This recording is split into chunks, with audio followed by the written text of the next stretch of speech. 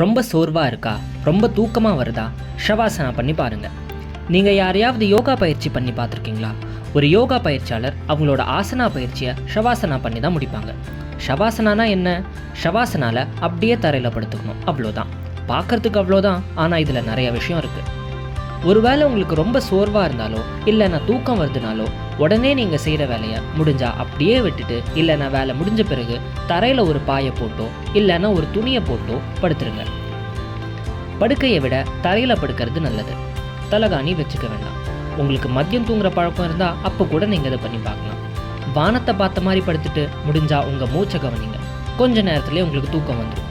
இதில் சிறப்பான விஷயம் என்னென்னா, கால நெருக்கல் இல்லாத பட்சத்தில் நீங்கள் அலாரம்லாம் செட் பண்ண வேண்டாம். யாரும் வந்து உங்களை எழுப்பவும் வேண்டாம். உங்கள் உடம்புக்கு எவ்வளோ ஓய்வு வேணுமோ அவ்வளோ எடுத்துகிட்டு நீங்கள் தானாகவே எந்திரிச்சிருவீங்க. இப்படி பண்ணுறதுனால அதிகமாக தூங்குறதுலேருந்து வெளில வரலாம். அப்படியே கம்மி தூக்கத்தில் அதிகமான ஓய்வு கிடைச்ச மாதிரியும் இருக்கும். பயிற்சி பண்ணி பாருங்கள்.